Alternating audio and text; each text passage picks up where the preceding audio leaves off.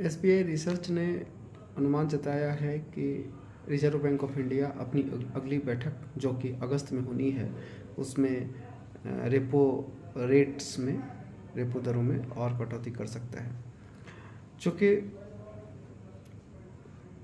खुदरा मुद्रास्फीति और थोक मुद्रास्फीति भारत में बहुत नीचे आ गई है।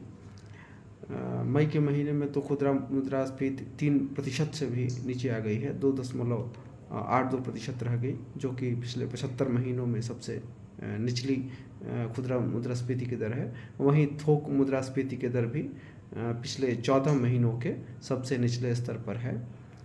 तो एसबीआई रिसर्च का मानना है कि दालों और सब्जियों के दामों में भारी गिरावट देखने को मिली है। सब्जियों की कीमतों में 13.7% और दालों की कीमतों में लगभग 8% की गिरावट देखने को मिली है। मांस और मछली की कीमतों में भी गिरावट देखने को मिली है। मसालों के दामों में भी कमी आई है। अभी पर्सनल केयर, फल, ऑयल एंड फैट्स इत्यादि वस्तुओं की कीमतें उच्च स्तर पर बनी हुई हैं, लेकिन कुल मिलाकर के जो हमारी एसेंशियल बास्केट की चीज़ें हैं, चूँकि उनके दामों में भारी गिरावट हुई है, इसलिए मई के महीने में खुदरा मुद्रास्फीति 3% से भी नीचे आ गई है। और यह लगातार चौथा महीना है जब खुदरा महंगाई दर यानी खुदरा मुद्रास्फीति आरबीआई के 4% के तय दायरे से नीचे रही है।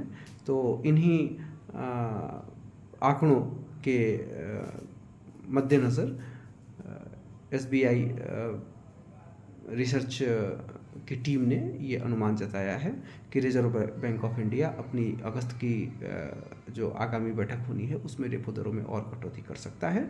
चूँकि सामान्यतः ऐसा होता है कि मुद्रास्फीति कम होने से, एक लंबी अवधि तक मुद्रास्फीति कम होने से डिमांड में कमी आती है, और वैसे स्थिति में आरबीआई बाज़ार में लिक्विडिटी बढ़ाता है, और लिक्विडिटी बढ़ाने के लिए जो बैंकों द्वारा इंटरेस्ट रेट्स को कम करना आवश्यक है, और उस हेतु आवश्यक ये है कि आरबीआई रेपो रेट को कम करे।